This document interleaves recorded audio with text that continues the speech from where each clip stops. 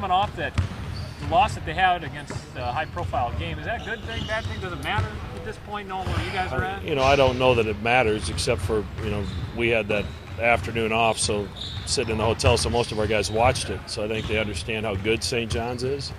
And it's a desperate team. They still have an NCAA tournament resume from a non-conference standpoint.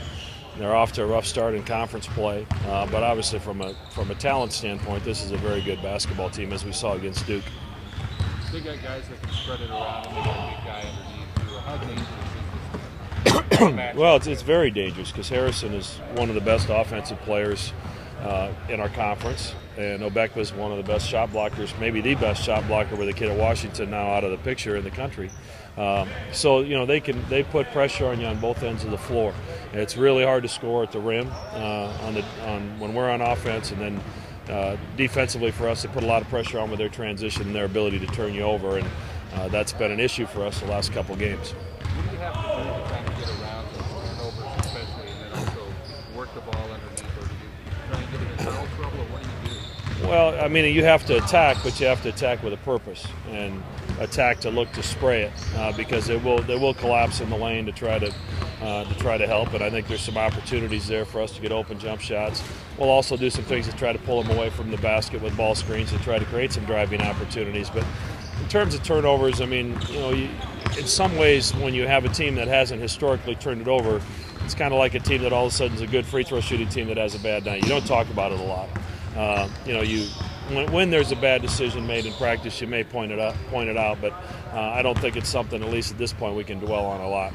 As for attacking, I'm assuming that you want to attack out of the gate, especially after what happened the other night. You're still searching to try to get some consistency from the tip, I'm guessing. No question. We've had trouble scoring to start games, and at times we've had trouble defensively to start games. The combination of those two isn't very good. We've just found ourselves in a hole, really, almost every conference game, and it's difficult for a team that's somewhat challenged offensively to start in a 10-point hole virtually every game. So, we'll continue to maybe tweak the lineup to see if we can find that right combination and get us off to a good start. How important is that good start to get you guys some confidence? Yeah, I think it's really important at home because it gets your crowd involved. And we haven't done our part to get our crowd engaged in the games early in the games. And that's our responsibility to get them going. So they've stuck with us. We appreciate that. And, we've got to give them a better effort on Wednesday. There's kind of a school of thought when you get to a situation like you guys find yourself in. It's almost kind of like a lost season. It's not my school of thought, but it's kind of a lost season. And, hey, let's start playing the young guys and start getting ready for next year. Would you ever subscribe to such a thing? No is the answer to that question. And we have 5 seniors. Right. And 3 of our scholarship guys aren't eligible to play. So do the math. We don't have enough. We don't have enough young guys that we could play if I subscribe to that theory, which I don't. These guys have done a lot for our program during the course of their career. We would not have 3 NCAA tournament wins if it weren't for the seniors in this program. So I owe it to them to coach them as hard as I can every day and put us in a position to try to win every game, and that's what we intend to do. For the last day of the season? What's that? To the last day of the season. Till the last day of the season, absolutely. Hegner was talking about maybe at times he's been hesitant, especially after he misses a couple of shots. Maybe not just him specifically, but as a team for the whole, encouraging the guys to keep firing away, even if they're going through a rough patch, because that's usually the key to getting out of a That's what you have to do. And, but let's be a realist, too. They know what the numbers are, and the numbers are what they are, and we've played enough games that it's a pretty good sample size. So I think that impacts their confidence. But as you saw behind me, there's a ton of guys here early before practice getting workouts in, getting shots in, trying to work their way out of the slump. Like these 8 o'clock starts, 9 o'clock on the East, 9:15 sometimes. Don't you guys work for television?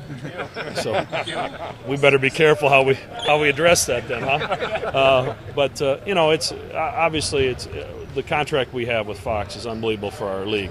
and it's going to help take the Big East to places it's never been before. So there's give and take with that, and being one of the few teams in the Central Time Zone, I get it. But we've played a couple games on the East Coast that started at 9:15 at night, East Coast time. So it's tough. Everybody in our leagues has to do their part, and you guys got to stay up a little later at night, that's okay. How challenging has it been for you as a coach this year, just going through a stretch like this, finding little tweaks to practice regimens, little tweaks to motivate, things like that? I mean, how much more of that have you had to do, and how difficult has that been for you? I think your general fan thinks you do your best coaching when you're having a good season. I would argue that. Sometimes when you're having a good season, you just got to stay out of their way. You got to make some tweaks, and you got to make sure that the confidence is where it needs to be. And if you have a little bump in the road, you get them through it. But for the most part, you get out of their way when you have a talented enough team to have the seasons that we've had. When you're struggling, I mean, you're constantly coming up with new ways to motivate, new ways to maybe get your team better shots, to put your team in better position defensively. We played 3 different defenses in the game at Butler. We played a triangle and 2. We played 4 different defenses. We played a 1-3-1. We played a 2-3. We played man-to-man. We'd never done that in a game the last 3 or 4 years. So as a staff, we're constantly coming up with new ideas to try to give these guys a better chance to succeed. We owe it to them. It's still fun to come to practice. The pain in it is that these guys aren't experiencing success. You want your locker room to experience success, and from a coaching standpoint, that's the tough part.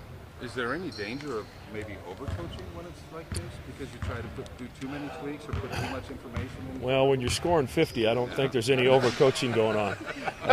Let's be serious here. So I don't think anybody would accuse me of overcoaching this season. So, you just have to try to come up with new ideas. And, sometimes when things aren't going well, a change is good for your team. And that's why we've continued to tweak and continue to maybe change some of the things that we're doing, particularly on the defensive end of the floor. Thanks. Thanks, Coach. Thanks, Mac.